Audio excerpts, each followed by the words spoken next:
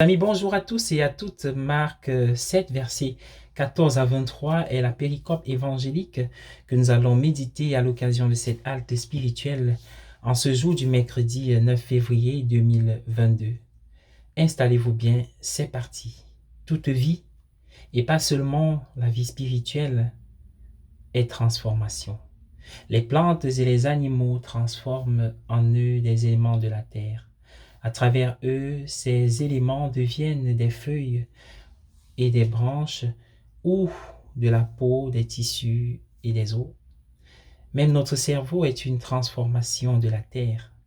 Une vie spirituelle qui ne serait pas également un processus constant de transformation ne serait pas une vie du tout. La spiritualité n'est pas quelque chose que l'on possède comme un joli jardin à l'arrière de sa maison.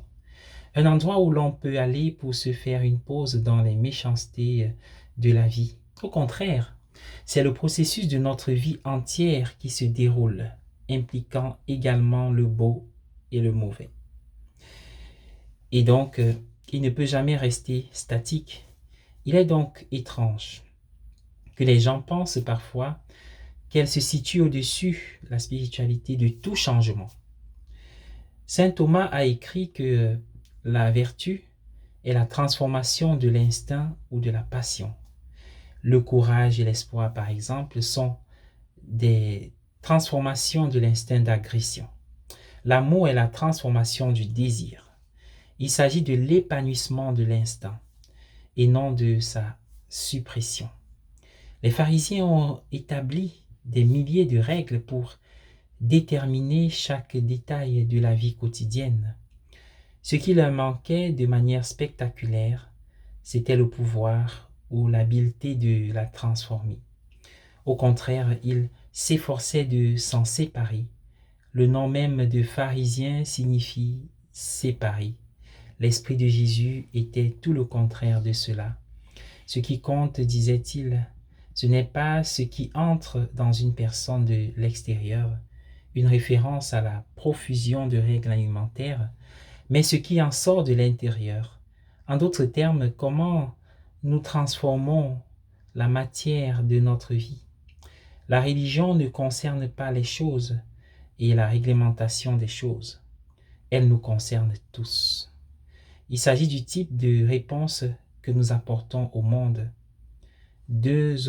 Au monde, à Dieu et aux autres. C'est de ça qu'il est question. Il s'agit de savoir si une merveilleuse chimie de l'évangile se produit en nous. Le genre de chimie qui peut transformer les mauvaises choses en bonnes, les malédictions en bénédictions, la souffrance en prière. À vous l'antenne. Soyez bénis et je vous invite à prier avec moi. Au nom du Père et du Fils et du Saint-Esprit. Amen.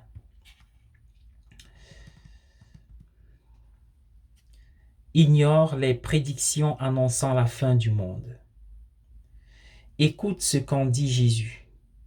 Le jour et l'heure, nul ne les connaît, ni les anges des cieux, ni le Fils, personne sinon le Père, et lui seul.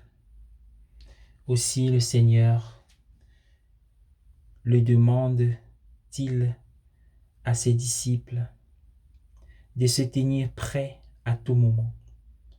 Ne perds pas ton temps à guetter ces vaines prédictions. Sois prêt. Au nom du Père et du Fils et du Saint-Esprit. Amen. Bonne journée à tous et à chacun.